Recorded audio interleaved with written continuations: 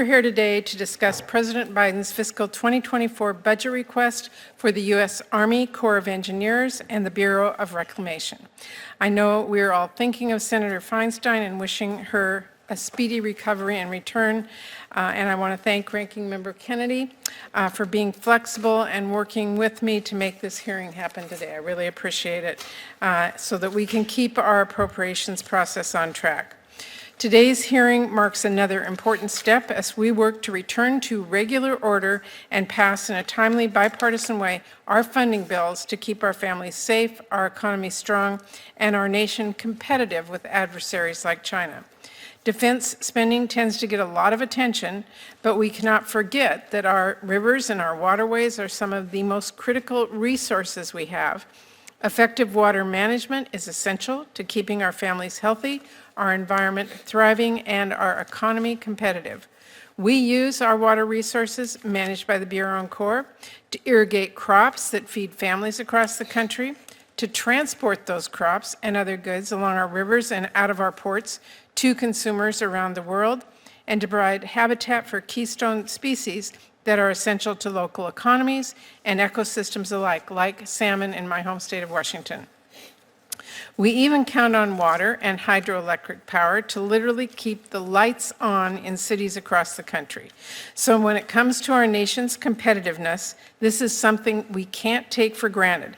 We have to keep our rivers and our waterways clean for wildlife and clear for transportation.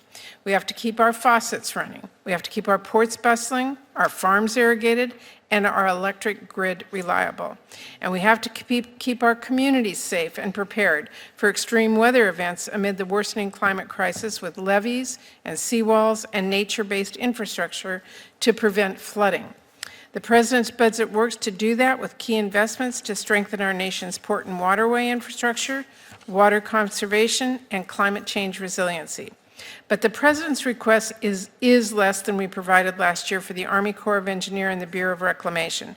I think it's clear we have to build on the progress we are making and not slow down. So I want to see us go even bolder to make sure we are making the necessary investments to give these critical projects their due.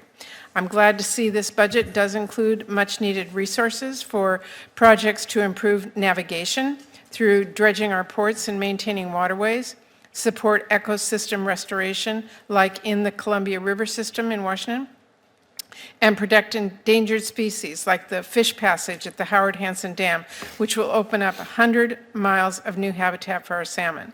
The Howard Hansen project is critical in my state, and I'm going to be watching the progress of that very closely because we have to see this work through, and there's a lot left to do. But in addition to what is outlined in President's budget, there are other critical projects Congress has already said should be a priority as well. So I want to make sure we get funding, like this committee appropriated in FY23, for water infrastructure improvements for the Nation Act, programs focused on water storage, desalination, water recycling, and environmental restoration projects. I also want to hear how the Bureau is using and building on drought mitigation funding we provided in the Inflation Reduction Act. This is an issue that is only growing more urgent each year. We have experienced historic drought conditions recently, which hurt our farmers who are struggling to grow crops, threatens families and wildlife who are left at greater risk of wildfires, and undermines our economy. We need to tackle this crisis now before there is more lasting damage. Water is just too important to our families, our economy, and our nation to take for granted. We cannot afford to shortchange these projects. So I'm glad to have this opportunity to hear from our witnesses today, assess our needs, so that we can work in a bipartisan way to pass a funding bill that meets them.